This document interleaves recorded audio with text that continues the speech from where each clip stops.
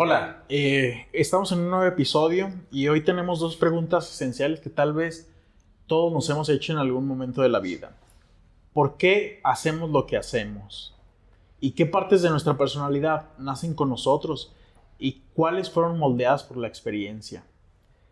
Para esto vamos a hablar sobre dos posturas, sobre la de Carl Jung, que habla sobre la sombra, y él habla sobre que todos actuamos como actuamos por alguna razón. La pregunta es si esa razón está dentro de nosotros o fuera. Todos tenemos formas de sentir, de reaccionar, relacionarnos que creemos que somos nosotros, pero Jung diría que parte de eso viene del inconsciente, como la sombra.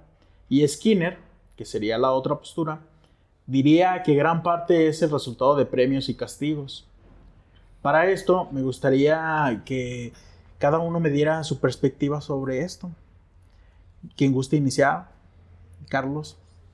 Mi perspectiva, ¿a qué te refieres? Sobre cómo verías tú que somos como somos, más condicionados o más inherentes a algo con lo que nacemos. Pues yo creo que las dos posturas son correctas, pero en porcentajes diferentes. Para mí, en lo personal, me hace más sentido que a lo mejor un 75% sea condicionamiento y el otro 25% sea, pues sí, ahora sí, algo más biológico, algo que venimos trayendo desde nacimiento. ¿Tú qué piensas, Manuel? Fíjate que yo también coincido bastante con Carlos respecto que, bueno, ahora sí que el condicionamiento es algo que encontramos todos los días y en todos los lugares donde nos... Cuéntame uno de los condicionamientos de la vida diaria que tú notas. Yo creo que, mira, hace días lo estuvimos viendo en una clase de psicología donde... de hecho nos comentaba, ¿no? El maestro dice, bueno, es que todo es un condicionamiento. Si te pones a ver el hecho de las calles, el hecho de cómo es un semáforo, de ahí hay un condicionamiento de que tienes que hacer las cosas de manera como te la están marcando, ¿no? O como la mayoría las hace. Entonces yo creo que es algo que tenemos que seguir inevitablemente, y otra parte que también nosotros ya traemos, una parte que va ahora sí que lo que eres como persona. Ahorita que lo preguntas, ¿qué te hace ser como persona? Una situación es decir, mi modo de ser es pero tengo que estar bajo el condicionamiento del lugar donde estoy o las personas con quienes estoy. Yo creo que tiene que ver un poquito de lo mismo. Entonces sientes que el entorno incluso te llega a limitar. Sí, claro, o sea, sí te limita y bastante. Yo fíjate que hace muchos, pues ya, bueno, no tantos años, no estamos tan viejos, pero yo vi, y lo vi en una caricatura, ¿no? Donde nos decía, el ser humano vive en un contexto social y poco a poco él se va condicionando y él va marcando sus propios límites y se va haciendo la vida un poco más difícil. Y si te pones y lo ves, por ejemplo, en una calle o en las calles, cuando los terrenos son baldíos, tú puedes dar vuelta, tú puedes brincar, puedes caminar de un lado a otro sin mayor problema y sin ninguna dirección a donde quieras llegar. Una vez que llega ahora sí que el urbanismo que ya condiciona, esta es una calle, esta es en contra, este es un siga, aquí es un semáforo, aquí es una esquina, te condiciona luego, ¿sí? O sea que el entorno te condiciona, eso es algo inevitable. Pero ahora sí que como persona tienes que aprender a encuadrar en ese condicionamiento que te pone la misma sociedad. Gracias, Manuel. ¿Tú qué piensas sobre algún condicionamiento, vale, que veas de la vida diaria que te toque pues vivir? Incluso en los gustos te pueden condicionar la misma sociedad porque dependiendo de tus gustos, incluso te pueden llegar a juzgar o te pueden llegar a tachar. Porque, por ejemplo, los tatuajes están mal vistos para muchas personas, para la mayoría de las personas, pero para otras personas se les hace que es un arte en la piel, porque es significativo. Muchas de esas personas se llegan a tatuar incluso, no sé, cosas de su propia familia o cosas que tienen mucho significado para ellos. Entonces es dependiendo de la sociedad lo que empieza a condicionar y a lo que nos tenemos que acostumbrar. Gracias, Juan. Me gustaría hacer un poquito más de contexto de lo que decía Jung. Él hablaba sobre que muchas de nuestras decisiones no vienen de lo que pensamos, sino de cosas que traemos dentro y que ni siquiera sabemos que están ahí. Podría ser, no sé, siempre reaccionamos porque queremos, sino porque algo interno se activa. Muchas veces que, no sé si les ha pasado, y es que no sé por qué me enojé, no sé por qué exploté o no sé por qué tal persona no me cae bien. Y es ahí cuando Jung habla sobre que está en tu inconsciente, ¿no? Y habla sobre la proyección. Entonces, ¿tú qué piensas sobre eso, Manuel? Fíjate que ahí tiene mucho que ver, igual, vuelvo a lo mismo, el contexto te condiciona o te orilla a que reacciones de una manera. Por ejemplo, poniendo el mismo ejemplo de por qué me molesté, por qué reaccioné de una manera violenta. Yo creo que dependiendo del lugar en donde estés, es donde te va a suceder aquella situación que te causó un enojo, una molestia, una respuesta violenta. Entonces, el hecho de que tú reacciones, pues por lógico, si es un problema al cual a ti te afecta, vas a tener una reacción. Pero sí tiene que ver totalmente el entorno. El cómo reacciones como persona, pues yo creo que cualquier persona lo traemos dentro, ¿no? Cualquier persona traemos ese instinto incluso el que maneja también Carl Jung, donde dices, bueno, tengo que responder ante una situación, ¿no? Y ahí va un poquito entrelazado, ¿no? También donde dices, bueno, tengo que responder ante una situación negativa, algo que a mí me afecta. Yo tengo que buscar lo positivo, tengo que buscar algo, ahora sí como decíamos también en clase, ¿no? Buscar el placer, no busco el sufrimiento. Voy a responder de manera violenta, puesto que el entorno me está orillando a que responda de esa manera. Pero el hecho de que responda no significa también que yo sea una persona violenta. Simple y sencillamente el entorno me está haciendo que así responda. ¿No dirías que a veces ser violento es una forma de placer? Yo lo dudo bastante, porque sí hay personas que son un poquito malhumoradas, ¿no?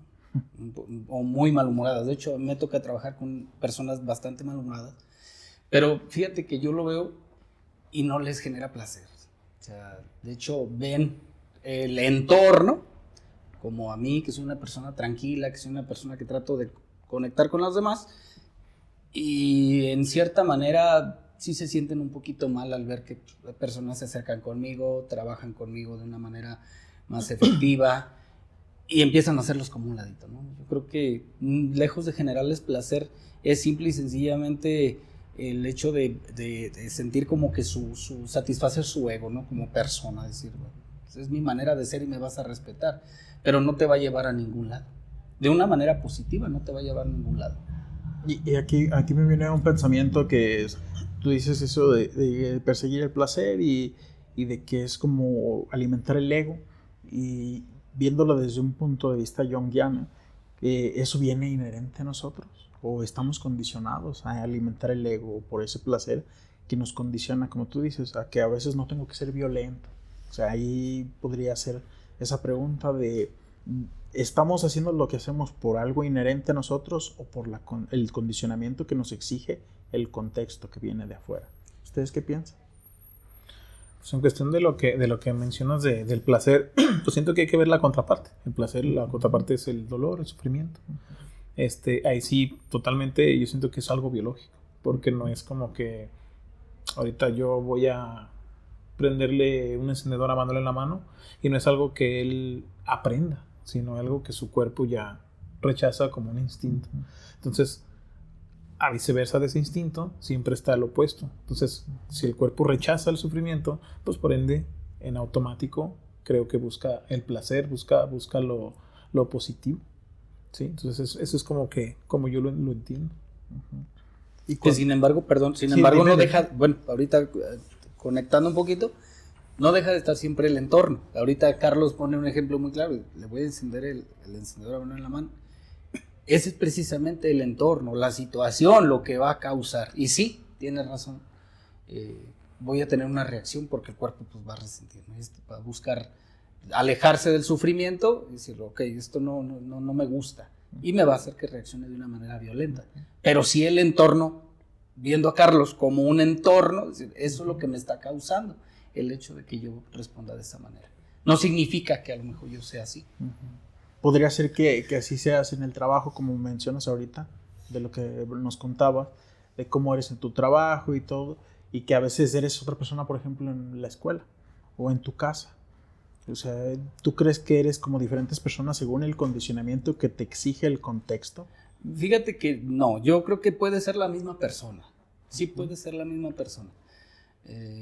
Simplemente es aprender a manejar el entorno.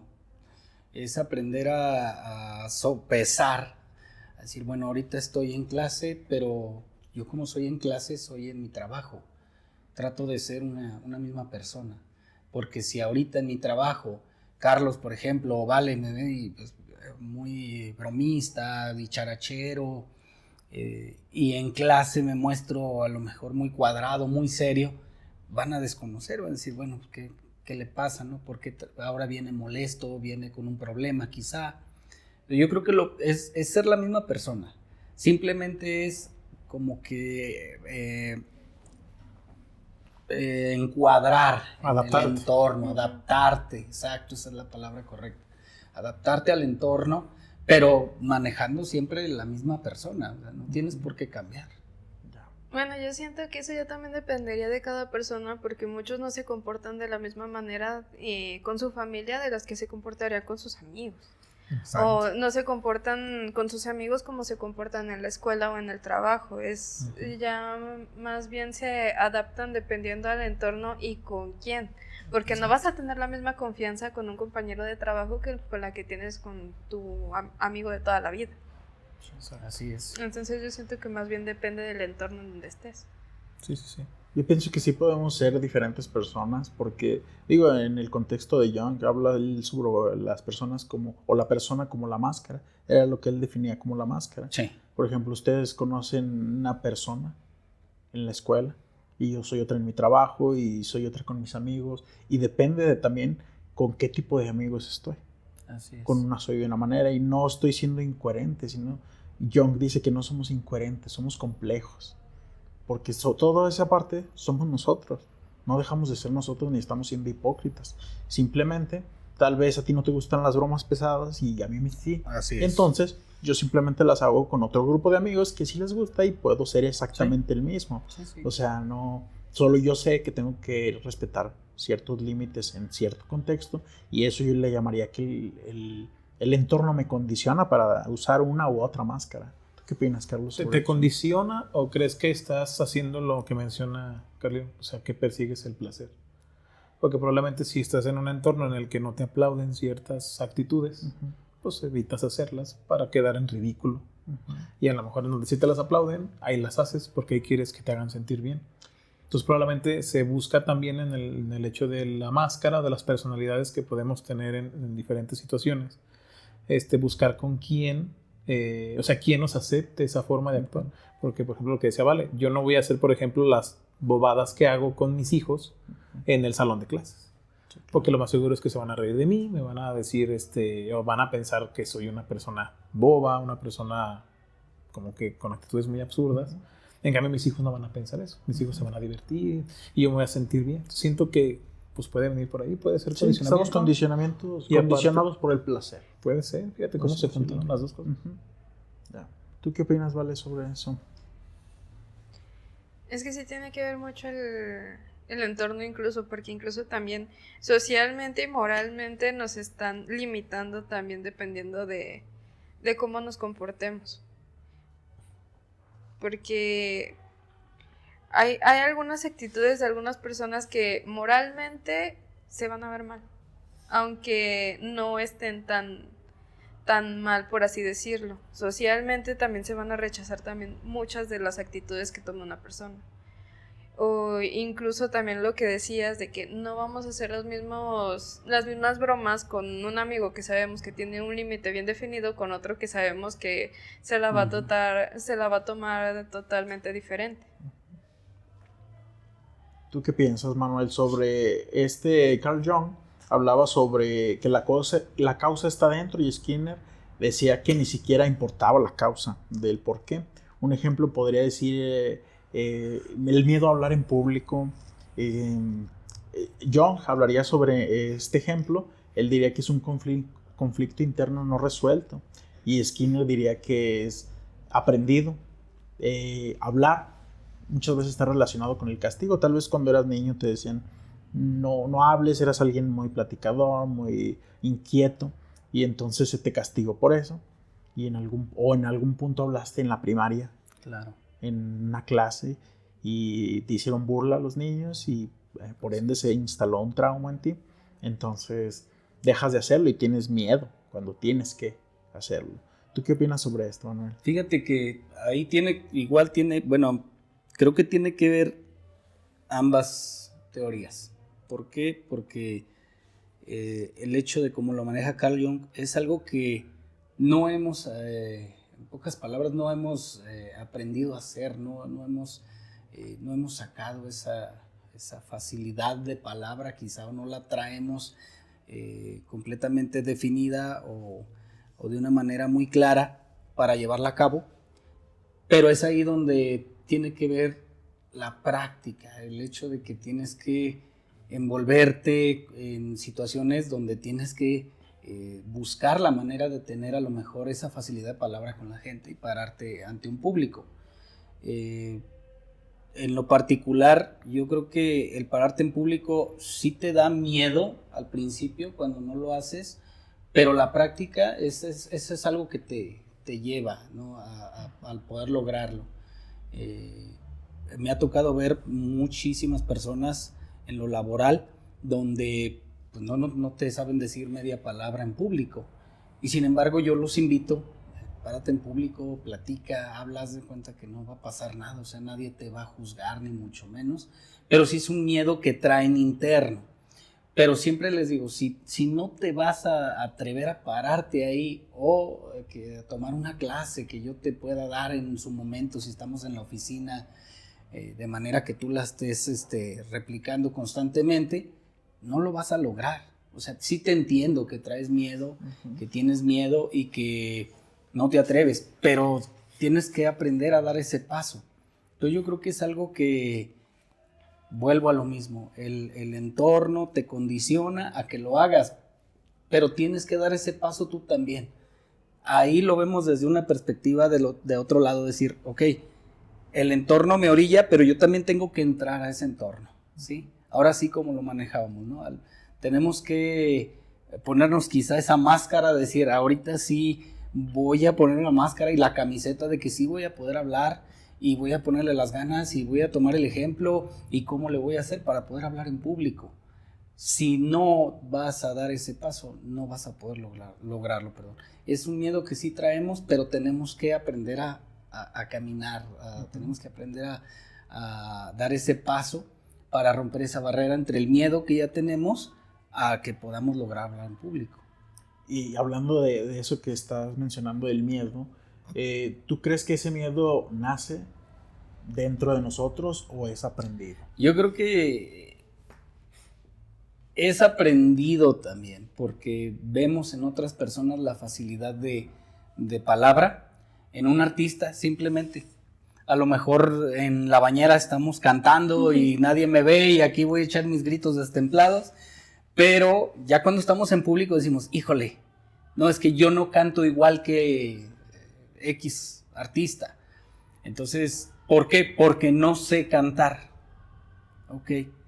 Entonces, el hecho de que tengas miedo es porque no sabes cantar. El artista quizá en su momento dio ese paso para aprender a cantar y tomó clases de canto, o la práctica lo fue haciendo, ¿no? Entonces, yo siento que es algo que tienes que romper esa barrera. Es algo aprendido. Ves a alguien que no sabe cantar, se burlan de él. No, pues yo no voy a querer que se burlen de mí. Sí, voy a alejarme de eso, de la cantada. Yo simplemente canto en la regadera. Entonces, yo creo que es algo que de las situaciones que vemos todos los días nos da miedo, nos genera miedo. Condicionado por el castigo. Condicionado por el castigo, que es una burla. Un refuerzo negativo. Exactamente. ¿Qué piensas, Carlos? Yo estoy, todo lo contrario. Yo pienso que ese el miedo ya lo traemos, y a lo que él menciona miedo, yo le pondría otro nombre, yo le llamaría inseguridades. Sí, yo no le llamaría miedo, o sea, no, a mí no me da miedo, pero me da una inseguridad de sentirme juzgado, de sentirme criticado, de sentirme que se burlan de mí, de que me van a tomar un video y se van a andar burlando después ahí todos, ¿sabe cuántos años? ¿Sí? Eso es lo que yo siento que me causa esa inseguridad. No me siento seguro, no me siento en mi zona de confort, como se hizo muy famosa esa palabra. No me siento en el lugar en el que yo me siento seguro. Siento esa inseguridad. Pero el miedo, siento que, y hablando de miedo como tal, ese sí viene más biológicamente. No creo que pueda alguien nacer sin miedo en la cultura que nazca, en la parte geográfica en la que se desarrolle. Yo creo que todos tienen miedo. ¿A qué? Ahí sí ya lo condiciona el entorno. Sí, ahí ya lo condiciona el entorno, porque pues puede haber gente que le tenga miedo a ciertas cosas, gente que no, porque por ejemplo si ves un niño, hay experimentos en los que les acercan animales, ratas, varias víboras, y pues los niños son totalmente inconscientes de que eso les puede hacer daño y no le temen.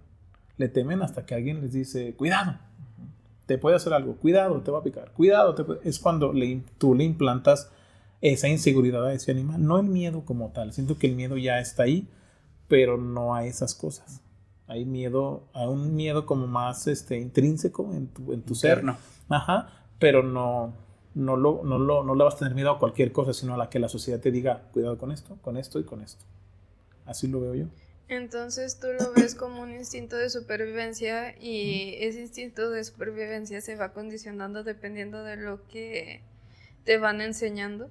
Sí, de lo que te van enseñando o de lo que tú vas viendo. Incluso a veces no tiene que ser, a mi parecer, vivido en persona, o sea, personalmente. Por ejemplo, puedes decir, no, es que a mí me da miedo manejar en la noche.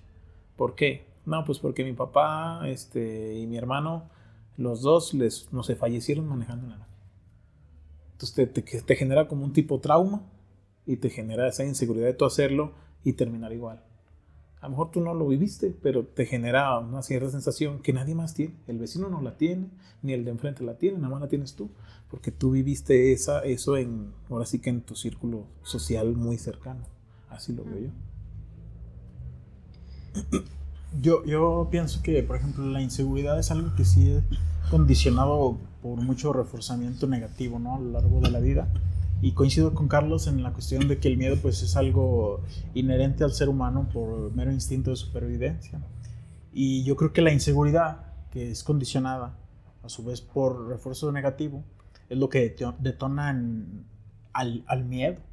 O sea, ya llega en el que, como mencionaba ahorita, de cantar en público o hablar en público. Entonces esa inseguridad ya me detona un miedo real, un miedo físico, un miedo donde ya estoy sufriendo, ¿no? Porque evidentemente mi sistema ya está reaccionando a lo que estoy imaginando. Sí. Entonces creo que sí, la inseguridad está muy condicionada por refuerzos negativos a lo largo de la infancia mayormente, y el miedo es una reacción a la inseguridad. Entonces creo que sí es aprendido.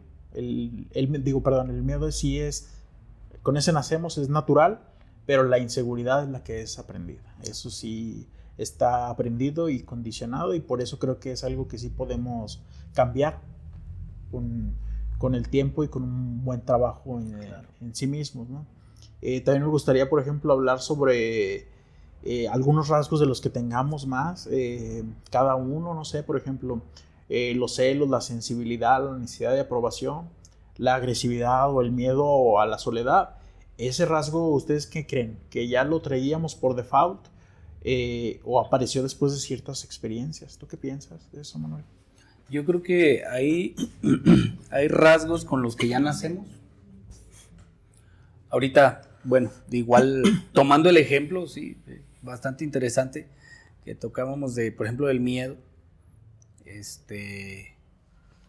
Pues ahora sí que lo podemos traer dentro, igual lo tenemos que reforzar ese miedo con el entorno, y hay otros rasgos que tenemos ya intrínsecos ya como persona. Yo, por ejemplo, puedo decirles, hablar de sensibilidad, yo me considero una persona muy sensible, una persona que conecta con las personas, que tiene comunicación muy pues efectiva, afectiva con las personas también, y eso me trae buenas experiencias, ¿no? Con el entorno o las personas con las que me relaciono. Yo creo que eso ya lo traigo como persona. Eso simplemente es algo que yo voy perfeccionando al paso de los días, al paso del tiempo, y lo voy manejando conforme vaya siendo la necesidad con las personas que me relaciono. Hay personas con las que llevo un poco menos comunicación, otras un poquito más y mejor. Entonces yo creo que es algo con lo que simplemente aprendo a manejar, pero ya lo traigo intrínseco, ya lo traigo dentro de mí. Dices que tú entonces dices que ese rasgo ya lo traías desde el nacimiento, pero es el entorno el que te hace que lo regules. Así es, hay que regularlo, hay que condicionarlo, claro, porque pues no es lo mismo estar, ahorita lo comentábamos, estar en un área de trabajo que estar con mi familia. No voy a, como lo decía Carlos, no voy a lo mejor hacerle los cariños que les hago a mis sobrinas, que voy a estar en el trabajo y con esas bobadas, como lo decías. Pero yo creo que es algo que tienes que aprenderlo a manejar, ¿no? Dependiendo del entorno, es ahora sí como lo vas a estar manejando. Carlos. Yo por ejemplo, sí, siento como que sí traes algo que viene desde tu temperamento, pero a mí en lo personal, a mí me pasó que, vamos a suponerlo, en la infancia yo era un tipo de persona, pero ya cuando estuve ya en la edad adulta, hubo una etapa en la que miedos, esa sensibilidad que yo tenía, esa como necesidad a siempre estar con alguien, trabajándola de una manera mental, desapareció. No digo que por completo, pero sí ya no me afecta. O sea, ya no me afecta como antes me afectaba. O sea, yo antes era, pues poner un ejemplo, no sé. Antes era de que si yo me quedaba a dormir en una casa de una tía, eran las 12 de la noche y yo estaba ya llorando porque yo me quería regresar con mi mamá. Era una sensación muy fea, era muy así. Pero la vida te va llevando, el entorno en el que te vas desenvolviendo te va llevando a saber que no pasa nada. Entonces vas aprendiendo, va cambiándote. El entorno para mí me fue cambiando, me fue moldeando. Y lo que mencionamos hace rato, eso es lo que a mí me funcionó. Y como me funcionó eso, yo ya no regresé a lo mismo. Imagino que aquí todos hemos tenido etapas en la vida en que yo por qué hacía eso, ¿no? O por qué permití hacer eso, o por qué tenía tantos celos de eso si mi pareja no hacía nada, ¿no? A veces son inseguridades, a veces ni siquiera de nosotros, lo que claro. Le mencionaba, por ejemplo, a ella. A veces decimos, es que me dan celos que mi señora haga esto, pero a lo mejor ella no ha hecho nada, pero tú lo ves que a un amigo, su mujer le hace tal cosa y tú lo interiorizas mucho. Claro. Eso me lo comentaba mucho mi psicólogo. Decía, aquí hay que tener mucho cuidado cuando das terapia, porque escuchas todas las ideas que de repente te dan las personas que vienen a terapia de cómo son infieles, y si tú no sabes trabajar en eso, te vas con eso a casa. Y por ejemplo, por poner un ejemplo, si llega una paciente, ¿sabe qué? Pues vengo porque fui infiel con mi esposo y ya no sé cómo decirle que bye, pero tenemos hijos, bla, bla. ¿Y cómo lleva a cabo usted su infidelidad? Pues es que por lo regular le digo que voy con mis amigas a tomar el café, pero me voy con fulano. Entonces yo como psicólogo podría decir, híjole, la mía también me dice que va a tomar el café de vez en cuando. Entonces si no sabes trabajar eso, dices en la madre, llegas a tu casa y llegas, a ver tú, ¿dónde andabas? Sí. Entonces siento que sí tiene que ver mucho con lo que te rodea, y yo siento que también la debilidad, no sé con qué otra palabra decirlo, pero la debilidad mental de cada quien. Claro. El temperamento de cada quien. Hay gente que es muy fácil de manipular.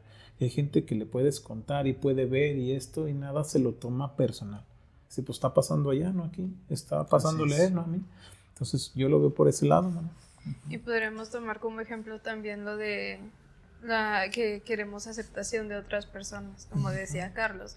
que es dependiendo también del temperamento de cada persona, porque si es muy manipulable va a estar siempre pensando, es que quiero que me digan que está bien, es que necesito escuchar que está bien, porque si no, la estoy regando en algo. Pero en cambio, si eres otro tipo de persona que ya te vale madre literalmente lo que te digan los demás, entonces lo vas a ver como X. Porque también influye mucho el entorno y lo que te diga el entorno hacia ti mismo y lo que pienses hacia ti mismo.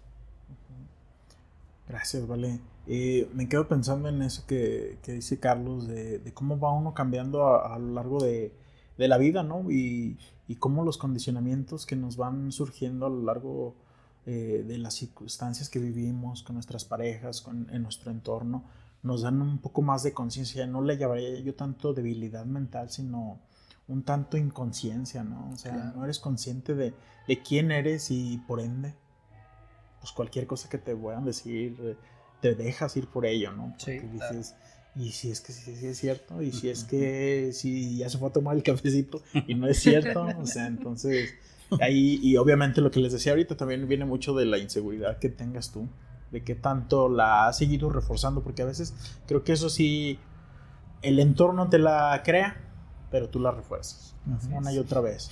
Y a veces con ese diálogo interno que a veces se tiene de autosabotaje, de autodesprecio, de un sinfín de diálogos internos que a final de cuentas solo hacen que refuerces eso. Y entonces escuchas que alguien te dice, no, es que mi esposa me dice que va al cafecito, pero se va a otra cosa y X.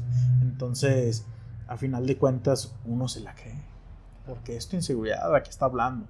Y entonces, lo que comentábamos ahorita, eso te detona en una ansiedad y la ansiedad te proyecta los escenarios más horribles. Así es. ¿Y entonces, piensas que sería por una ansiedad o sería más bien porque se genera un vicio hacia esa sensación? ¿Y cómo dirías que se genera ese vicio? Porque digamos que la persona ya está tan acostumbrada a sentir eso que cuando ya está en un entorno, por así decirlo, pacífico, se siente extraño. Y empieza a generar esa necesidad de esa de la adrenalina, sensación. de estar ansioso, de estar con esta segregación de todos esos químicos que te genera el estar alerta. Exacto. Pues diría que sí es un tanto eso, pero también, repito, creo que es mucho de la parte de qué tanto te conoces. ¿Por qué? Porque si ya sabes estar en paz contigo mismo, ya no te va a generar una intranquilidad que todo esté en paz. Cosa que antes tal vez sí. Y hablo así un poco desde la experiencia de haber pasado por eso y que sí, la tranquilidad y la paz es como, en algún punto era como raro. Y entonces ya por eso digo lo del autoconocimiento, porque llega un punto en el que dices, yo digo que la ansiedad es como una voz que te susurra y me va a acompañar hasta el día que me muera, solo que ya depende de mí, si ya la conozco, cuando ya sé que viene acercándose y no sé, ya conozco sus diálogos y entonces digo, ya vienes a molestarme, entonces, no te hago caso y entonces me alejo, regresando a lo que hablaba Carlos hace rato del placer y del sufrimiento, me alejo del sufrimiento que yo ya sé, uso la ansiedad a mi favor, por así decirlo. Yo ya sé que si te escucho me vas a llevar a esto y luego a esto y luego a esto y me voy a sufrir por algo que solo está pasando en mi mente. Y sí, me voy a sentir otra vez con esa tensión, con esa sensación de, pues, de estar alerta de todo lo que pasa en el sistema simpático, pero sinceramente creo que uso la ansiedad a mi favor en este caso y creo que es algo que se hace mucho, de no irte por esa parte ya, o sea, de ya no escucharla para los eventos catastróficos que te va a pintar, ¿no? No sé qué opinan ustedes sobre eso. Pues yo creo que ahora sí que la manera en cómo manejemos las situaciones, ¿no? Cada persona es lo que precisamente nos identifica y nos hace ser esa persona esencial o esa persona, no sé cómo decirlo, pero identificarte, ¿no? En ese entorno, identificarte plenamente en ese entorno y de aprender a manejarlo, ¿no? Tener esa facilidad. Ahorita te pongo mucha atención que dices, utilizo la ansiedad a mi favor. Digo, qué bueno y qué fuerte es de poder decir, la utilizo a mi favor. ¿Cuántas personas hay que están sintiendo que llega la ansiedad y se acobardan por tomar esa palabra? No lo digo de manera despectiva, pero dice, es que ya me va a llegar y me siento mal y me va a pasar y estoy sintiendo y es importante, yo creo que aprendamos a definir la persona que somos y cómo vamos a manejar las situaciones que se nos van presentando, llámese en el entorno social o en lo personal. Y por ejemplo, en ese aspecto de lo que menciona Manuel, lo que mencionas tú, ¿cómo somos conscientes que somos conscientes? O sea, ¿cómo puedo decir, yo soy una persona consciente? ¿En qué momento eres consciente de que eres consciente?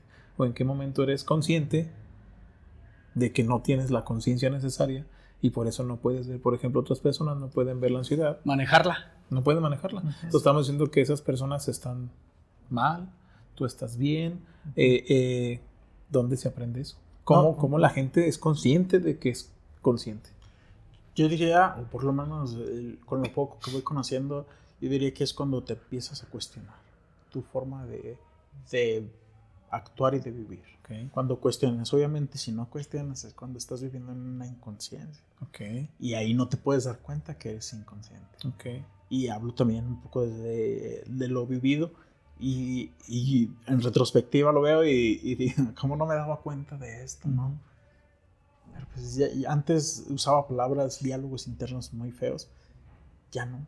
Y ahora digo, pues simplemente estaba más joven. Y a veces el ruido, ¿no? Sí, el claro. ruido de lo que te rodea, el ruido del entorno que te distrae y no te deja enfocarte en tus pensamientos. Sí, y sobre todo, algo que mencionaba hace ratito, esa necesidad tan inherente del ser humano de pertenecer, esa necesidad de aceptación del otro, del grupo. De estar en grupos que no son para ti y te dejas humillar o te dejas llevar por adicciones o por comportamientos que no son del todo tuyos. Pero como mencionaste, es la necesidad de que alguien te diga, perteneces aquí. Sí. Y en algún punto te cuestionas, ¿realmente disfruto hacer esto? ¿Vale la pena? Sí, ¿realmente me estoy sintiendo bien? ¿O hacia dónde me está llevando esto? Entonces, cuando cuestionas eso, creo que es cuando empezamos a adquirir una conciencia. Yo no diría que, o por lo menos, creo que es algo muy complicado, que se puede hacer, claro, pero de mucho trabajo llegar a ser consciente totalmente. Sí. Y yo diría que es una constante expansión de la conciencia. O sea, es estar viendo, aceptando como válidas todas las formas de vida, todas las realidades que existen en la misma, en la que todos estamos. Pero cómo construimos desde nuestro contexto, desde nuestra naturaleza también, cómo construimos una realidad que nos hace ver que ahorita estamos viendo, simplemente estamos aquí sentados, tú estás viendo una perspectiva, yo estoy viendo otra, claro. ¿no? Y todas son válidas porque todos estamos en el mismo lugar. Claro.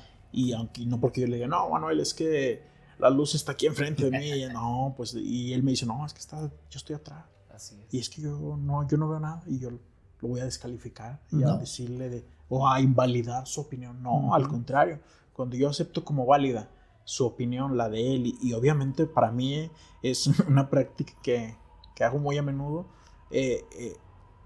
juntarme a platicar con alguien que yo sé que piensa opuestamente a mí. ¿Por qué? Porque ese me va a enseñar una perspectiva que yo ni me había imaginado en la vida. Porque sí, mucho tiempo tuve ese sesgo de confirmación, de solo platicar con gente que reforzara que yo tenía la razón, ¿no? Claro. Entonces, a final de cuentas, eso ¿cuál era el mérito? ¿No? Sí, porque te daba esa aceptación que tú necesitabas. Justo, o que más bien necesitaba tu ego. Esa aceptación y esa necesidad de sentirme importante y de creer que yo tenía la razón. Y al final de cuentas, cuando también cuestioné eso, que dije, es que aquí no estoy avanzando, estoy estancado, ¿por qué no avanzo? Pues porque no me ponía a poner como válidas las opiniones de los demás. Entonces ya me extendí mucho, pero creo que en resumidas cuentas, creo que la conciencia empieza cuando empiezas a cuestionar por una incomodidad o por algo que ya no va del todo bien en tu vida, que ya te genera un malestar, y entonces cuestionas, ¿estoy viviendo correctamente? mi forma de vivir y correctamente para qué, o sea, bajo los parámetros de qué, del bienestar mío, del placer que hablábamos tanto, o sea, estoy bien, realmente de la forma en la que me muevo por el mundo, o qué tengo que modificar, y no es tanto entre bien o mal, sino lo que te funciona y lo que no te funciona. Y esta forma de lo que hablamos de la personalidad, esta forma de ajustarme a la vida, está chida, me está haciendo ir por y crecer, expandir esta conciencia, o simplemente estoy quedándome en donde siempre he estado y no logro ver más allá. Claro. Y es muy interesante porque a quien le preguntas esas mismas preguntas es a ti mismo. Es a ti mismo que está en un error. Entonces, por ejemplo, ahorita que mencionas, me acerco con personas que no piensan como yo, porque yo me juntaba con personas que dijeran que yo tengo la razón. Y si te juntas con, bueno, por ejemplo, si te acercas a personas que no piensan como tú, ¿cómo sabemos si tienes o no la razón? ¿O ellos tienen la razón? Aquí el detalle es que las preguntas que nos hacemos es hacia nosotros mismos. Nosotros mismos o las validamos o las invalidamos, no es nadie más. O sea, por ejemplo, eso es lo que a mí me causa mucho, o sea, se me hace muy interesante. Porque a nosotros, ¿quién nos dice a cada uno que tenemos la razón en lo que nosotros estamos seguros que tenemos la razón? Sí. Nosotros mismos nos decimos que tenemos la razón. Y si alguien nos contradice, probablemente decimos, acepto su punto de vista. Sí. Equivocado, pero lo acepto. pero dices, ¿cómo puedo yo decir que él tiene razón y yo no tengo razón si el que decide soy yo mismo? No es una persona, no es una tercera persona que está decidiendo. Soy yo mismo el que decido si eso que está diciendo me hace sentido o si le doy entrada. Un juicio, ¿no? Yo mismo digo si le doy entrada a su opinión o simplemente la desecho. Así es. Ahí es lo que a mí se me hace muy interesante porque es donde entramos a un punto en el que es muy complicado y por eso todo esto queda como una teoría. Porque hay una falla, hay algo que no podemos confirmar al 100%. ¿Tú qué opinas, Vale?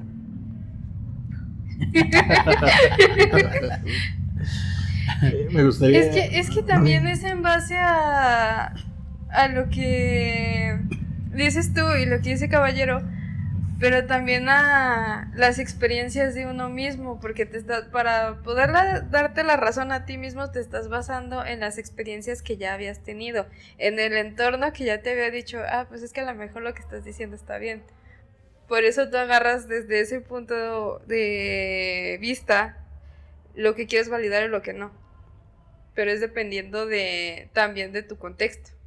Porque si ya te vas a otro contexto, empiezas a vivir de manera diferente, empiezas a vivir la manera de la otra persona, dices, pues a lo mejor es que sí tiene la razón él y yo no.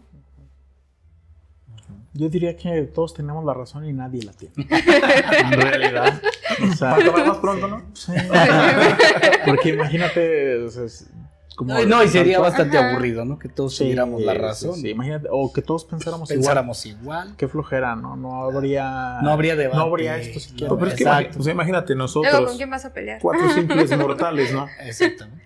Ahora, estamos tocando temas de 2 pensadores de un nivel que no se ponen de acuerdo.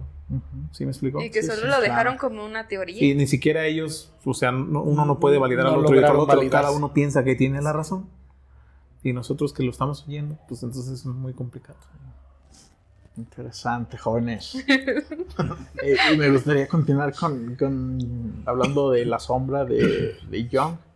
Y él habla de la vida diaria. Decía que la sombra es todo lo que no queremos admitir de nosotros mismos, impulsos, emociones y deseos que reprimimos. Y aquí me surge una pregunta. ¿Qué emociones creen que la sociedad más nos enseña a esconder? Enojo, tristeza, deseo, envidia, miedo, etcétera. Yo pienso que sería entre el deseo y la ira. ¿Por qué? Porque te pueden juzgar muy fácilmente ante la sociedad. Moralmente se vería mal. Por ejemplo, algo que te cause placer que sea muy extremo ante la sociedad, ya te van a decir que eres un degenerado. Ya lo van a tachar como un degenere. Sí. O lo van a llevar al extremismo. Sí, que lo hagas de manera explícita enfrente de todos, ¿no? Ajá. Okay. Porque no nos vamos muy lejos. ¿Qué hacen con las personas LGTB? Y vaya que no le están causando un mal a nadie, ni mucho menos. Pero es su deseo de, por así decirlo, de amar, pero está mal visto y se le ve como una degeneración en muchos puntos de vista solo porque son personas del mismo sexo. Ahí entraría también un poquito del miedo, ¿no?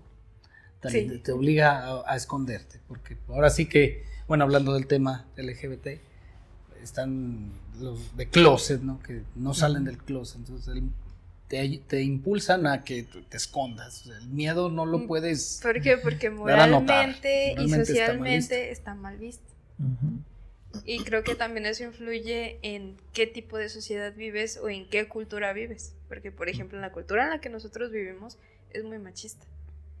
Y ver ese punto de perspectiva de que otras personas que se aman y que sean del mismo sexo ya está muy mal visto.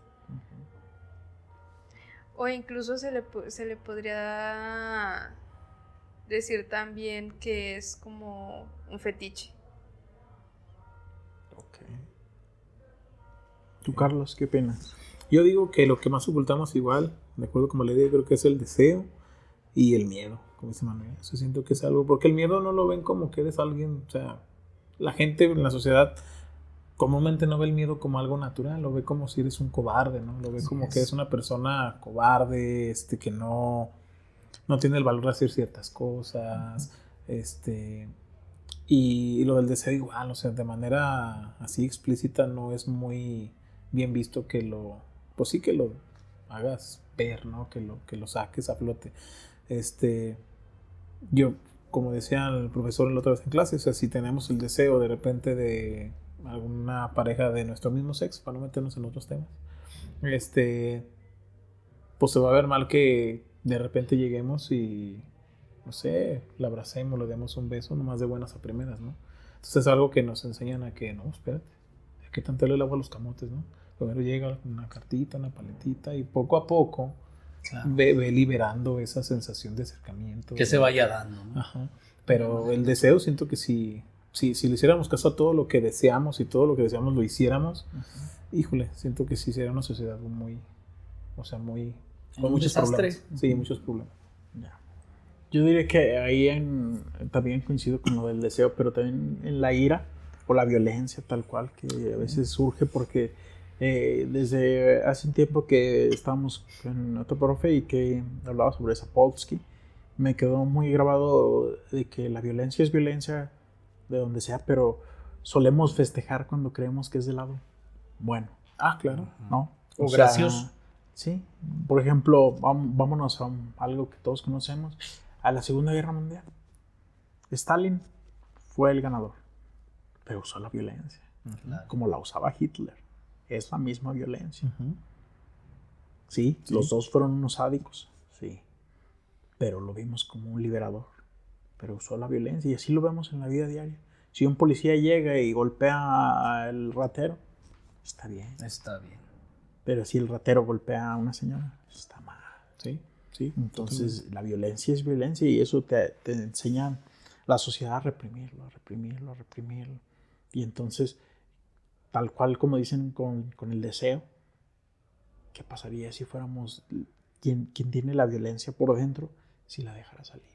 Tal cual es. Un desastre también. Sería un desastre, ¿no? Sería, sí, se acabarían los lineamientos legales. Y es ahí cuando entra, digamos, y ya mezclando un poco de los dos, cuando entra el condicionamiento.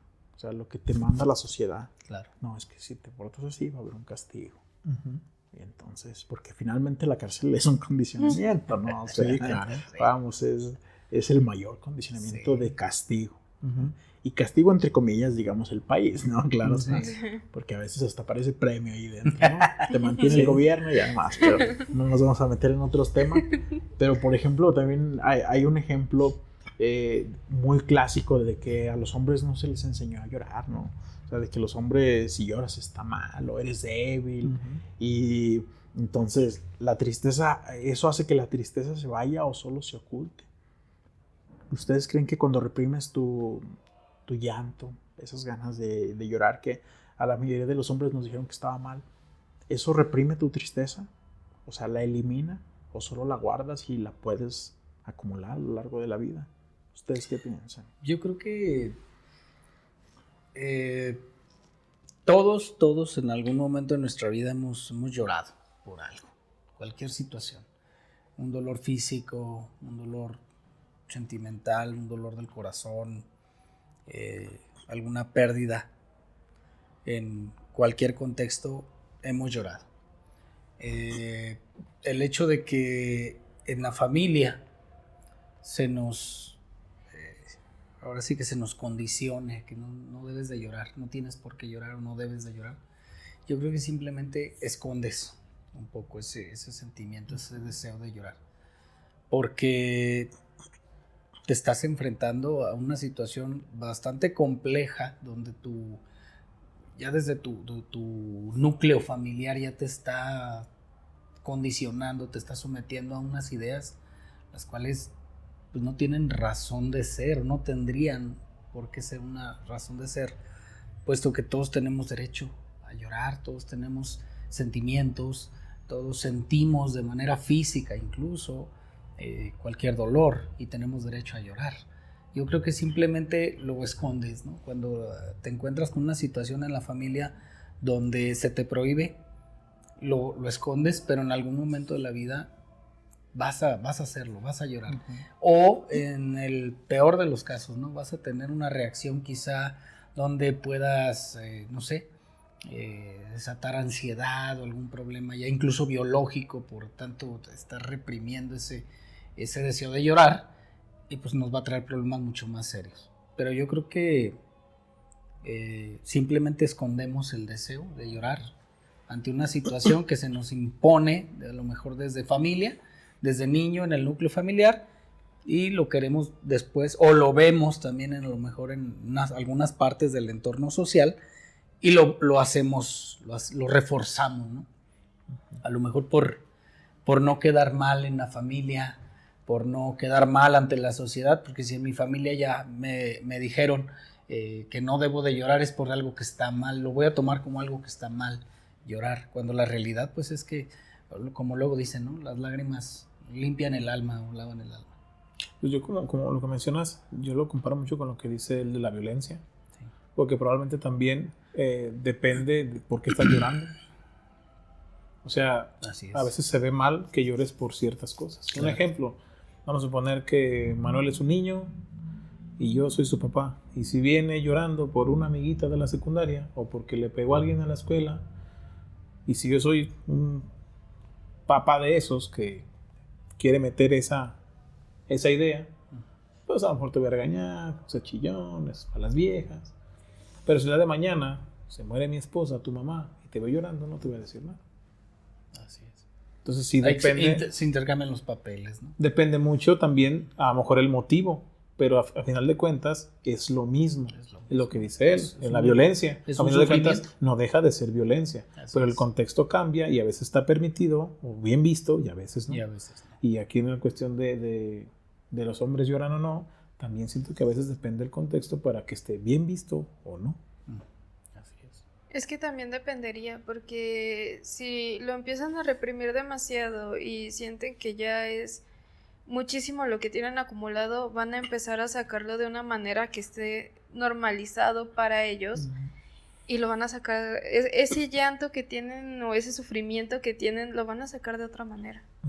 Y muchas veces, por ejemplo, como ya tienen normalizado que la violencia está bien y que pueden sacarlo de una forma a enojo, ellos fácilmente van a interpretar el llanto como, puedo hacer esto para que esté bien, porque a mí se me está diciendo que está bien esa forma de reaccionar, y lo van a sacar de una manera violenta, porque ya no van a saber definir, o ya no van a saber cómo sacar todo eso sin que esté bien para ellos o para las personas que le están dando esa aceptación. Y ahora me gustaría empezar a hablar ya un poco más sobre el condicionamiento de Skinner. Él decía que lo que es premiado se repite, lo que es castigado se esconde. Decía que no decidimos, respondemos. Skinner llega y nos dice que dejemos de buscar dentro, que veamos qué refuerza la conducta. Si, por ejemplo, algo te da algo bueno, lo repites, si no, lo dejas. Por ejemplo, algo muy, muy simple y cotidiano, esa es una forma de condicionamiento muy básica, diría yo, pero que todos usamos. O sea, esa aprobación que sentimos con un like, con una red social, en una foto, en una publicación, en lo que tú quieras, es una forma de condicionamiento, ¿no? Estoy buscando una recompensa de sentirme validado. Entonces, ya no es tanto mirar dentro de, sino mirar el entorno, cómo me está condicionando, ¿no? Entre los likes, entre que en el trabajo o en la escuela el profesor te felicite, ¿no? O sea, o tu jefe te diga que estás haciendo las cosas bien, y no vamos tan lejos como el empleado del mes, ¿no? Claro. Que te pongan ese reconocimiento que tiene una la forma de pared. condicionamiento de estás haciéndolo bien. Vamos a Sí, echarle todas las ganas. Y no lo estás haciendo bien, ya lo decía el profesor ayer, te pago 200, pero te voy a rebajar 300 para que te duela, porque es la única manera en la que vas a entender que no se hacen las cosas así. Entonces, es muy curioso eso, ¿no? ¿Cómo estamos tan condicionados todos los días? Como decía hace rato Carlos, un 75% de nuestra personalidad, del cómo actuamos, es muy definido por el entorno. O sea, en la vida diaria, simplemente en las aplicaciones que tiene uno para comprar cosas y que te dan un cashback, o que vas a comprar un café aquí aislado y te dan disque un bono, o que te regalan un pan, X cosa, y ahí vas, ¿no? Aunque esté más lejos, pero pues no, es que en otro lado no me dan un pan, ¿no? Eso es hambre. Entonces, es muy curioso, ¿no? Cómo cada día estamos tan condicionados. Entonces, ¿qué conductas creen que la familia, la escuela o la cultura nos reforzaron a lo largo de la vida? ¿Ustedes cuáles creen que estas conductas, a lo largo de cada una de las vidas que tenemos aquí, han reforzado su familia, la cultura, la escuela, el trabajo? ¿Cuál dirías tú, Manuel, que han sido de tus conductas en tu personalidad, que son las que han sido reforzadas a lo largo de tu vida? Mira, yo creo que depende, ¿no? Porque ahora sí que si lo vemos por el lado de la familia, por ejemplo, bueno, yo vengo de una familia muy conservadora, ¿no? Y bueno, ahora sí que las bases siempre muy firmes nos fueron marcadas en casa. Entonces, siempre se nos marcaba esa línea, ¿no? Es que tienes que portarte bien, no te tienes por qué pelear, no tienes por qué discutir. Si hay un problema con un compañerito, tú no lo vas a resolver, lo va a resolver el maestro. De hecho, ahí había, si se veía, un cierto tipo de condicionamiento, ya no, esto sí vas a poder hacer y esto no lo vas a poder hacer. Yo creo que lo que me reforzó, por ejemplo, a mí en la familia, pues fue el hecho de primero llevar las cosas bien. Siempre tratar de buscar la solución menos violenta, la solución más pacífica. Y la escuela, yo creo que nos va reforzando, si lo vemos a un nivel desde la primaria, la primaria, ya un poco más conscientes a lo que es la universidad. Yo creo que nos va reforzando a tener una base firme en nosotros mismos, ¿no? A decir, esto vas a poder hacer, pero manéjalo de una manera consciente. No vas a poder hacer una situación que te va a generar un problema porque vas a tener una consecuencia. Yo creo que las bases que te dan son diferentes. Una como familia que te inculca el hecho de que vas a hacer bien las cosas, y en la escuela simplemente te va a reforzar esas mismas bases, pero también depende mucho de ti, depende mucho de cómo vas a tomar esas bases, de cómo vas a comportarte con las personas en el entorno, de cómo vas a platicar de un tema de una manera pacífica o de qué manera lo vas a tomar de una manera violenta, ¿no? Yo siento que una base fundamental que nos deja siempre como persona es ¿cómo decirlo? Tratar siempre de mantenernos sobre una línea donde no afectes a una tercera persona, ¿no? Yo creo que ese es algo que nos ha fortalecido mucho, un refuerzo. Siempre y cuando no afectes a una tercera persona, es un refuerzo muy, muy fuerte, muy vasto, muy, muy seguro. Entonces, creo que al final del día, mientras no pases una barrera o esa barrera de no dañar a terceras personas, yo creo que de ahí parte como persona lo que te va a dar en un entorno social como familiar. ¿Qué opinas, Carlos? Yo opino que me condicionaron todo. Sí, pues yo creo que desde la música, la forma de vestir, la otra vez estaba pensando si me condicionaron hasta en el tipo de mujer que me gusta. No sé, o sea, siento que me condicionaron en todo, en los colores, en muchas cosas. Yo prácticamente, pues como te mencioné al principio, yo siento que a lo mejor nada más el 20-25% de mis gustos y de lo que soy, en realidad fue como elegido por mí. O sea, de manera inconsciente, ¿no? O sea, más bien consciente, ¿no? Todo lo demás fue inconsciente, nunca me di cuenta que todo venía detrás de burlas o de algo, no sé, a lo mejor a mí me gustaba tal canción, como decimos, de niño, y ¿a poco te gusta esa madre? Y se burlaban, me hacían sentir mal, y entonces me incliné a lo mejor a otros gustos en los que no había ese castigo de burla, de humillación, de hacerme sentir mal. Y yo siento que sí, en todo. A mi punto de vista, para mí, yo creo que en la mayoría de las cosas fui condicionado. ¿Y qué conductas dirías que te condicionó, por ejemplo, tu entorno, digamos, cercano, tus amigos? Vamos a decir, tus amigos, ¿en qué te condicionaron ellos? ¿En qué tipo de conductas? Híjole. Es que sí se me hace más difícil de identificar porque a mi punto de vista siento que al momento en que vas creciendo es más complicado que te condicione. Porque te das cuenta más de cuando viene con una intención detrás, ¿no? Viene como con una sublimación, le llamaban el profesor. Ahí te das cuenta cuando dices, este güey algo quiere y no es dinero. Entonces, y tiene más poder de decisión, sí, ¿no? Entonces ahí es donde yo siento que sí te das cuenta a veces de las intenciones, no siempre, obviamente no siempre, pero sí, a mí me es más difícil darme cuenta cuando alguien me está condicionando. Sinceramente, al menos a estas alturas, es muy complicado. ¿Tú, Vale? ¿Qué dirías? Que toda mi personalidad fue condicionada por mi familia. Porque si lo veo desde una perspectiva en mi forma de ser, a mí se me inculcó que desde niña la mujer de la casa va a ser la que cuida. La que siempre tiene que ser, por ejemplo, la más grande, la mujer más grande es la que cuida, la que protege y la que ayuda a los más pequeños o a los de menor edad. Y a mí se me acostumbró a eso porque pues yo crecí viendo a mi mamá, que era una de las mayores, cuidando de sus hermanos más chicos y ayudándolos en todo lo que se podía. Y a mi abuela, que también era una de las mayores, ver cuidar a sus hermanos a pesar de la edad que tenían, los seguía cuidando. Y a mí se me inculcó eso de tienes que cuidar, tienes que proteger, tienes que ser mejor o más fuerte para poder ayudar a los que no pueden. Okay. Y a mí toda mi personalidad se basó en eso.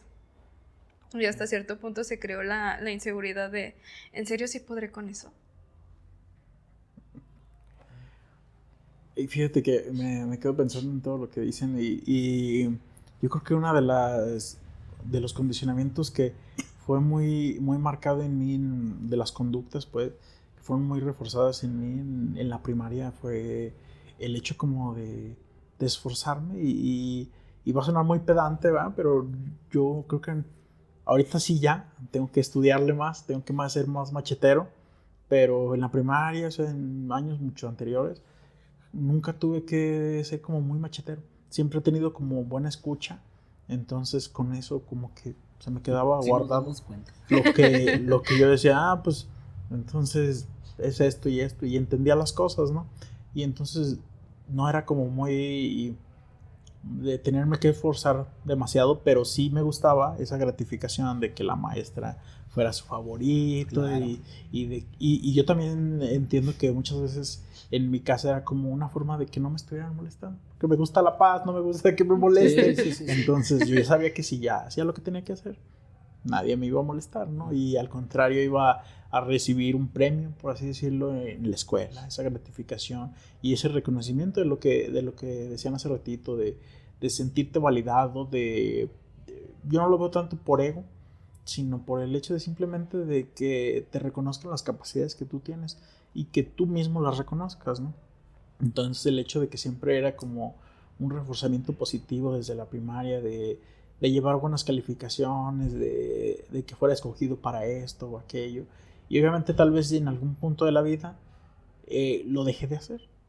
Por diversas cuestiones fue que ya no me interesó tanto esa gratificación.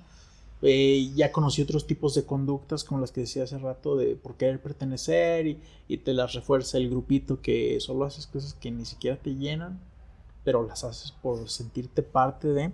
Entonces creo que sí es muy importante darse cuenta, como dice Carlos, identificar en qué me está condicionando, o sea, qué estoy haciendo para pertenecer a X grupo, y esto que estoy haciendo me hace sentir bien conmigo mismo, realmente lo quiero hacer, o lo hago solo por no sentirme segregado, por no sentirme excluido, ¿no?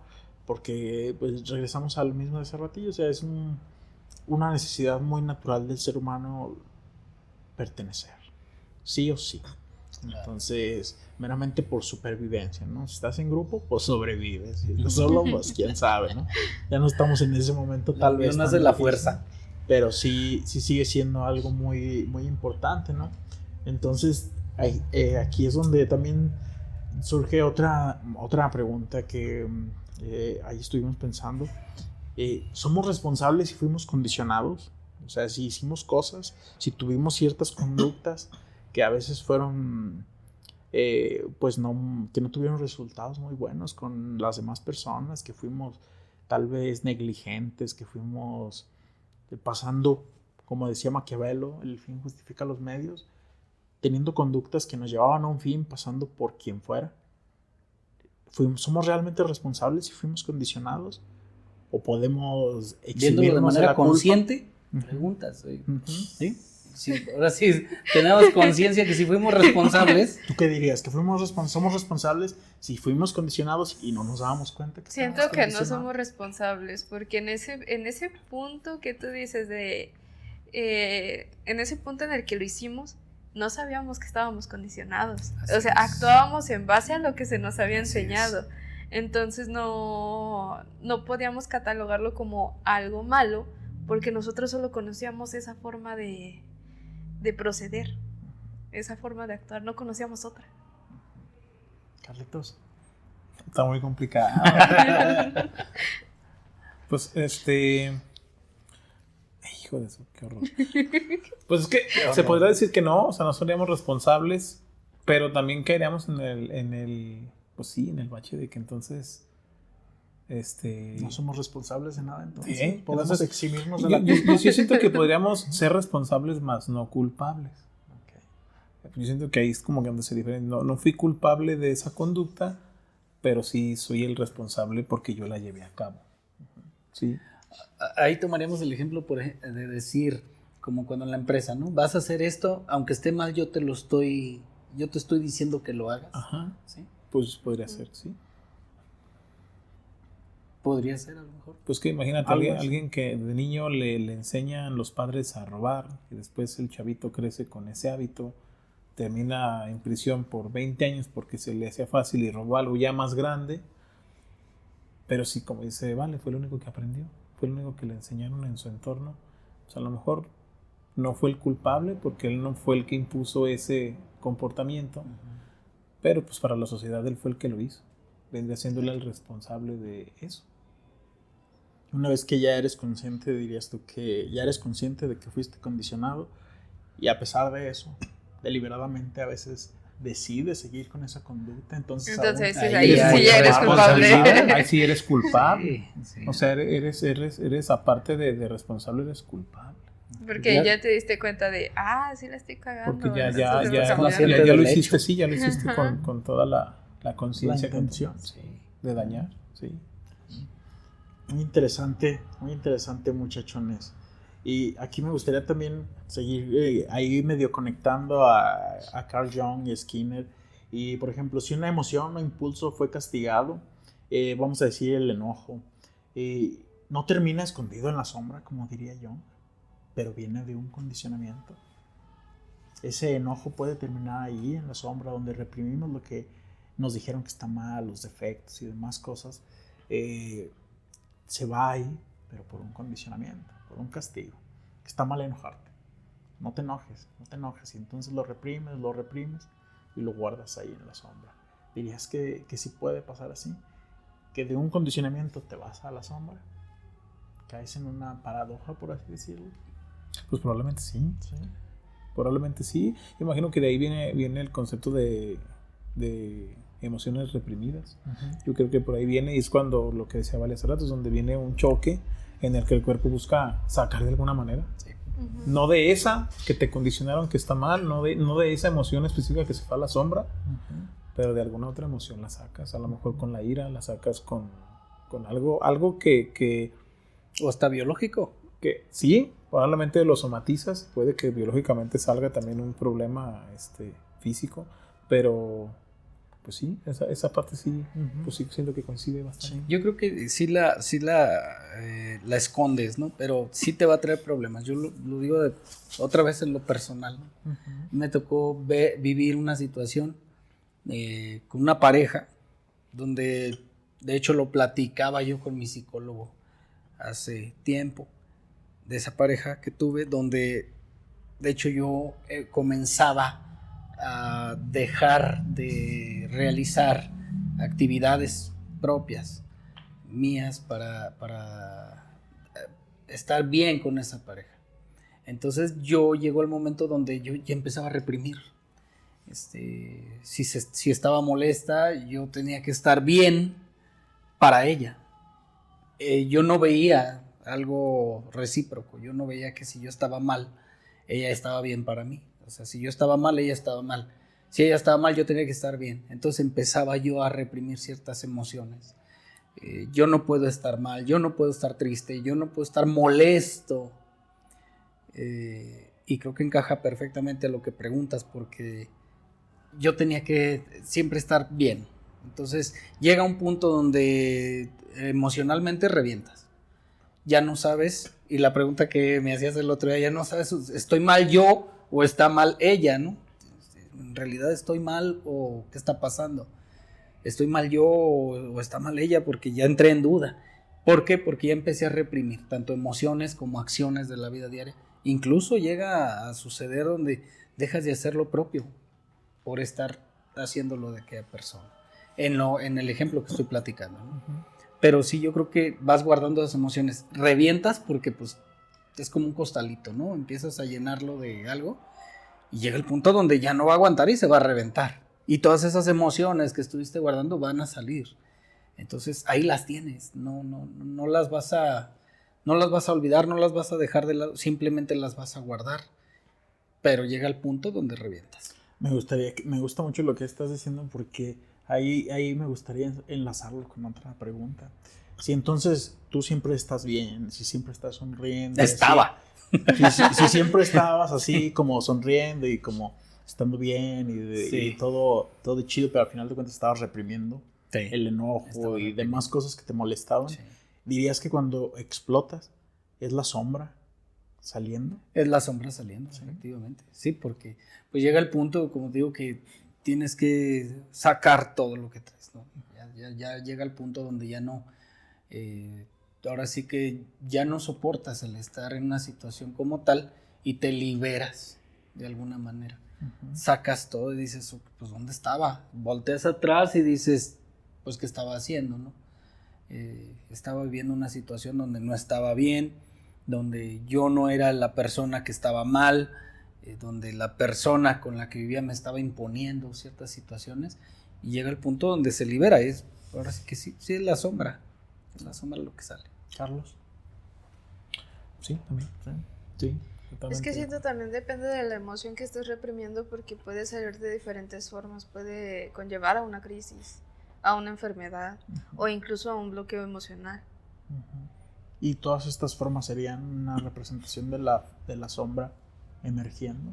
De alguna manera. No tal De vez alguna manera. No tal vez con una explosión, pero como dices, con una crisis o somatizándolo, como decían ahorita, o de cualquier forma que se pueda manifestar esta parte, ¿no? Esta parte que, como lo dice Manuel, muy, muy gráfico, muy, muy digerible, echándole cositas al costal, y le estás echando y un día va a tronar, ¿no? Porque al final de cuentas no es sostenible esa forma de estar, de mala gestión de las emociones. Viviendo. Sí, entonces Sería un poco que como un poquito lo que, bueno, a lo mejor metiendo otro autor, sí. lo que decía Gregory Betson, por ejemplo, de el caso tuyo de, por ejemplo, del doble vínculo, o sea, de que todo lo que haces está mal.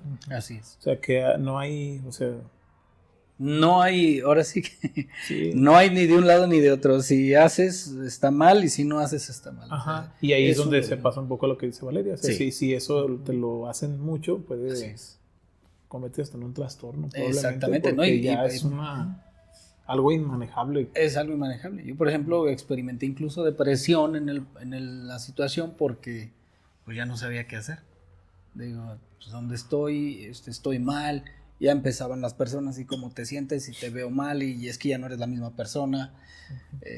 Entonces ya lo platico con el psicólogo y no, pues es que estás en depresión, güey. O sea, traes una bronca fuerte, a ver, explícame. Ya empiezo, pues es que ya vimos dónde está el problema. Digo, entonces no era yo. Sí, claro. Y entonces, para ir dándole un poco cierre a esto, me gustaría ahí hacer otra pregunta para todos. ¿Tú crees que conocerte te libera o solo explica por qué eres como eres? Yo digo que explica más bien cómo eres. Solo te explica. Conocerte solo te explica. Definitivamente. ¿Sí? Manuel. Yo, en mi experiencia, y tocando un poquito de los temas que estuvimos platicando, te explica y sí te libera. Te libera. Por supuesto que tienes que tener una válvula de escape. Y no de escape de emociones ni de personalidad, ¿no? Te libera como ser. Te libera en la forma en cómo te proyectas ante los demás. Lo estoy viendo desde un punto de vista donde te muestras al mundo tal cual eres. Que no tienes un revés, que digas, híjole, esta parte no me gusta mostrarle a las personas. Yo creo que te explica cómo eres, la persona que eres como tal, y te muestras al mundo libre.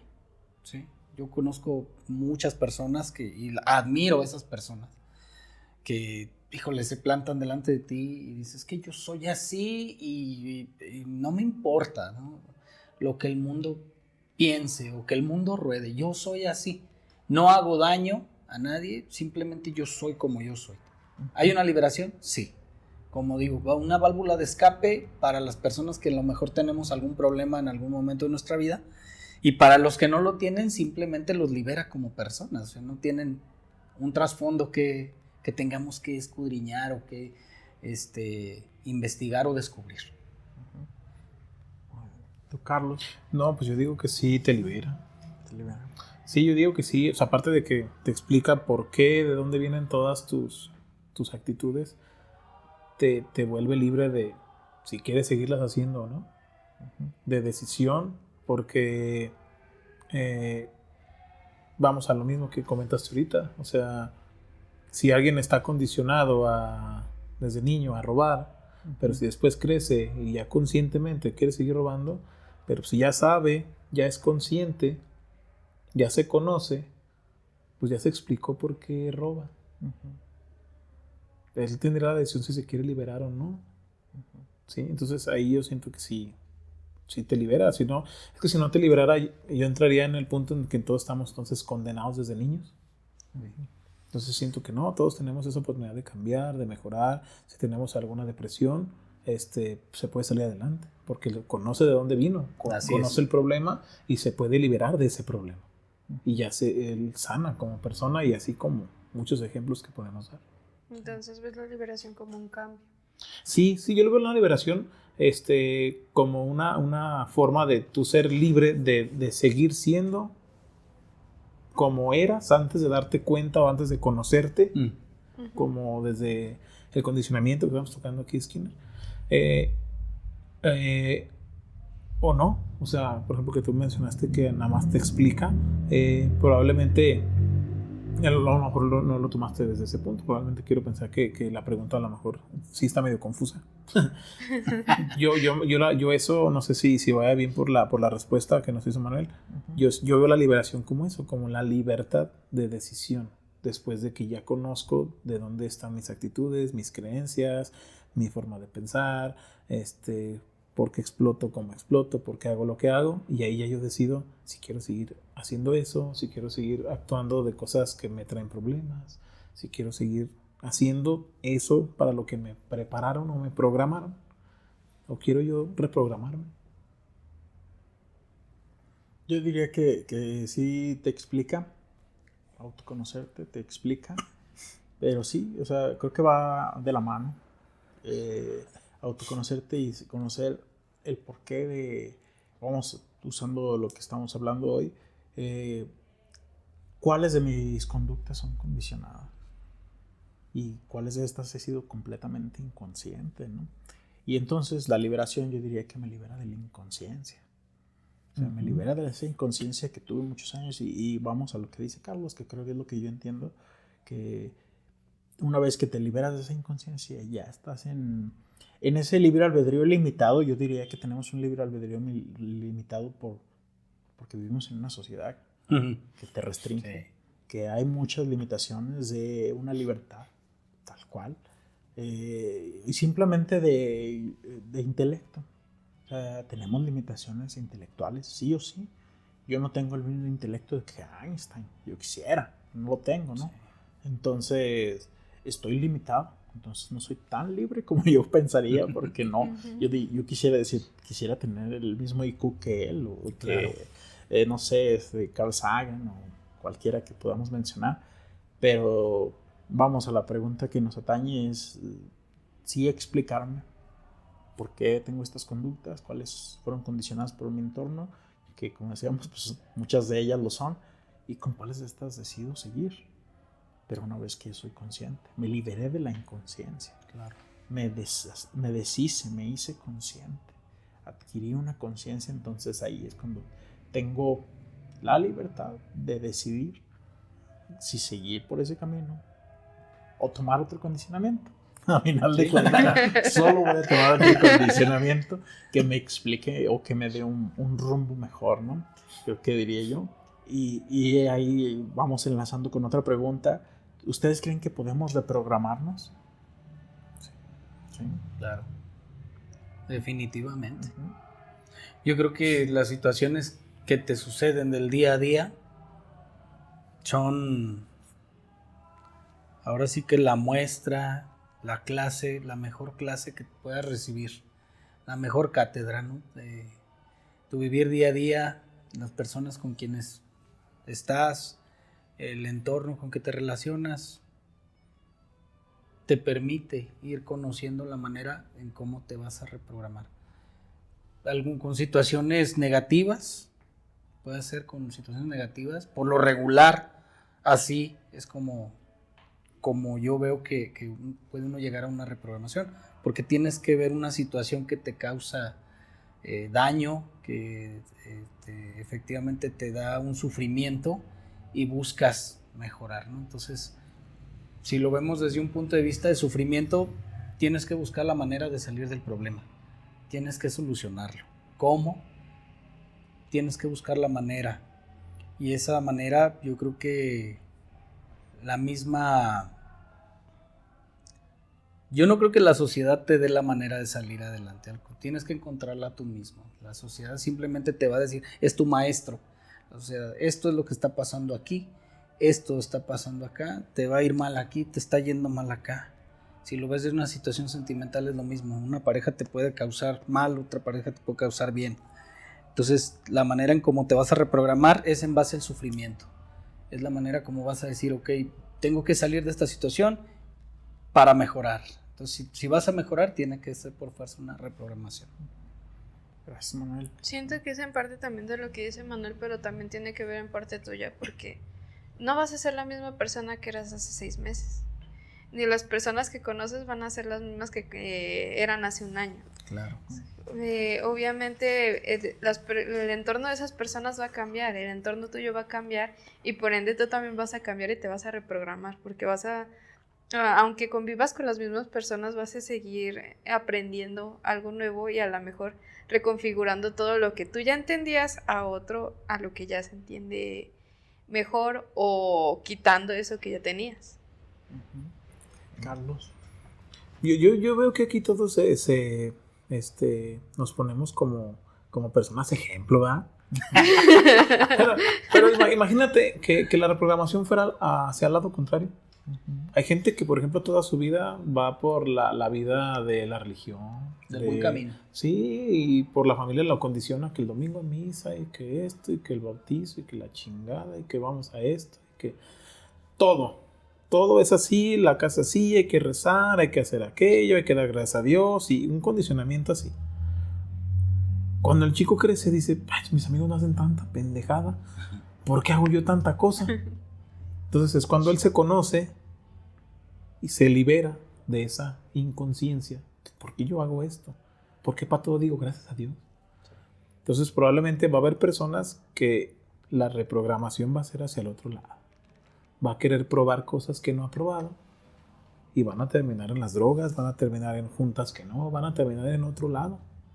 Ya no decidió quedarse con lo que le enseñaron y él se reprogramó, pero hacia otro lado. Porque su entorno cambió. Uh-huh. Y la conciencia por ende también. Ajá, entonces sí, estoy de acuerdo con ustedes totalmente, pero me gustaría poner el otro lado, ¿no? O sea, sí me gustaría, no sé, me gusta siempre poner el contexto como más general, ¿sí? O sea, sí estoy de acuerdo, sí, todo totalmente, pero siento que también hay personas que se reprograman mal. Yo tuve personas que sí dices, bueno, pero si este güey era bien... Por mi culpa, y ahorita está en un anexo. Sí. ¿Qué pasó? Pues se reprogramó, pero para el otro lado. Sí. Entonces siento que sí se pueden reprogramar, cada quien dependiendo de, como dices tú, del entorno, de los grupos a los que quieres pertenecer en ese momento. Yo pienso que somos una reprogramación constante, ¿no? Sí. O sea, desde que nacemos tenemos algo muy básico, vamos ahí nutriéndolo. De repente vamos por una programación, no me funciona esta programación. Bueno, pues entonces tengo que ir por otra. Y entonces a mí me dijeron que lo que decía Carlos, me gusta mucho ese ejemplo. En la banda estamos en un país mayormente donde se practica la religión católica y entonces no cuestionas, solo actúas, sí, por ende. Y llegan a algún punto tal vez en muchas personas en el que o no les llena y cuestionas y rechazas y entonces vas a buscar la vida, ¿no? La vida mundana, diría yo, la vida de los placeres, que es muy lo que estábamos hablando y eso, y dejas de lado esa parte espiritual que tanto te han vendido durante toda tu vida, ¿no? Pero que en algún punto yo creo que nunca la has sentido, o en algún punto ya no la sentiste y simplemente decides irte por lo que sí es tangible, por el placer, por lo que sí sientes, no por algo etéreo que solamente te dicen que existe, pero que tú no ves, que tú no tocas, que tú no sabes. Entonces, que solo es una construcción de tu mente, si tú lo quieres. Entonces, cuando ya no te llena eso, es cuando decides probar otra programación. A veces creo que llegas a esa programación y dices, uy, no, esto no estuvo chido, ¿no? Y entonces te vuelves a reprogramar porque otra vez te cuestionaste. Yo siempre soy muy partidario del autocuestionamiento y no solo de uno mismo, sino de todo. Porque simplemente el conocimiento que tenemos como sociedad, como humanidad, es por el constante cuestionamiento, simplemente en lo que estamos hablando. Son teorías que tenemos como base en la carrera, pero que actualmente no se usan porque son solo para que tengas la base de cómo se ha ido evolucionando por el cuestionamiento de que, oye, pues sí me explica esto y esto y esto, pero me dejas vacío todo esto. Y entonces yo necesito explicarme todo esto. Todas esas lagunas. Entonces creo que es una reprogramación constante de ir viendo qué me funciona, qué no me funciona. A veces el programa falla y entonces tengo que irme por otro lado. A veces el programa se buguea, dicen, entonces tienes que ir otra vez. Sí. Entonces constantemente estamos reprogramando, ¿no? Y me gusta mucho la idea de, cuando estábamos en la materia pasada, de cómo biológicamente puedes realizar un cambio en tu biología desde las conductas. O sea, si modificas una conducta y la repites, vas a generar un cambio a nivel biológico. Entonces, creo que sí somos seres reprogramables y que estamos en una constante de tal vez en 10 años o no vayamos tan lejos, tal vez al final de la carrera, como dice nuestro amado profesor. No nos vamos a voltear a ver. Entonces, sí sería curioso, ¿no? Ver cómo nos reprogramamos después de 3 años y de conocer aún más este mundo en el que apenas nos adentramos. Y pues quisiera dejar ahí una pregunta para quien nos escucha, para quien nos ve. ¿Qué parte de ti crees que es auténtica y qué parte de ti fue aprendida para sobrevivir o encajar? Creo que es algo que nos deja reflexivos a todos y que nos gustaría que nos lo dejen en los comentarios, que sean parte de esto. Agradecemos cada uno por esta escucha que nos acaban de regalar y no sé si lo que quieran agregar antes de despedirnos completamente, compañeros. Algo que quieran agregar a esto que estuvimos hablando. Manuel. No, pues simplemente agradecer a las personas que nos están viendo. Ahora sí que un pequeño aporte, una aportación que hicimos nosotros ahorita con esta plática, este pequeño podcast donde estamos pues tratando de discernir, ¿no?, entre diversas teorías y que tratamos solamente de dejar un poquito más claro, a lo mejor para esas personas que tienen dudas sobre el tema de pues ahora sí que psicología, temas psicológicos, las maneras de pensar, el cómo nos dirigimos en la vida diaria, pero pues sí decirles que esto no es cuestión de debate ni de discusión. Si bien lo comentaba ahorita Carlos y tú también lo comentabas, no vamos a llegar a una solución como tal. A lo mejor en otras carreras pudiésemos llegar a una solución metódica, ¿no?, mediante un método. Aquí la psicología es muy vasta y muy amplia, con diversas ramificaciones y teorías, donde solamente se reciben aportaciones, con la mejor intención, por supuesto, siempre de dejar las cosas más claras. Pero si bien lo platicábamos ahorita, de si entre los grandes de la psicología no se llegaron a entender, pues menos entre nosotros, ¿no? Pero yo creo que mortales. Exacto, los simples mortales no vamos a encontrar la solución, pero yo creo que si cada uno de los que ven este video aportan un poco más, bueno, yo creo que va a ser parte del conocimiento para todos los que van a ver los comentarios y para nosotros mismos, ¿no?, que lo vamos a estar checando. Gracias. Vale. Mira, si los de la psicología no se pudieron poner de acuerdo, que fueron los que literalmente empezaron a formar todo eso que se llama psicología, imagínate nosotros. Yo en sí no puedo aportar nada. Yo ahorita estoy aquí para aprender, para escuchar y esperemos que me puedan ampliar el poco conocimiento que ya tengo sobre esto. Gracias, Vale. Pues yo también de aportar como tal, no, simplemente yo podría hacer a lo mejor una invitación, igual aquí a todos nosotros, de preguntarnos un poco más, de cuestionarnos las cosas que nos gustan, las cosas que creemos, las cosas que hacemos, cómo pensamos, igual a la gente que nos está viendo, que se pregunten de dónde viene, por qué creemos en lo que creemos, en serio creemos porque estamos convencidos de eso. En serio, lo que hacemos lo hacemos porque nos llena, porque nos gusta. nuestra forma de dirigirnos con los demás es la que a nosotros se nos hace la mejor, la más correcta, o es la que nos enseñaron. De todo eso, todo es aprendido, como lo mencionamos aquí en todo este video. Todo lo aprendimos de alguien más, de otro entorno, de una familia. ¿Qué tanto es de nosotros? ¿Qué tanto no? Entonces yo siento que si hay algo que no es de nosotros, pues hay que liberarnos, soltarlo y por así que buscar nuestra propia convicción de cada cosa. Así es. Lo que nos haga felices y lo que nos llene. Pues gracias por vernos, por escucharnos, por aportarnos en los comentarios lo que quieran compartirnos. Y pues hasta aquí el episodio del día de hoy. Hasta luego.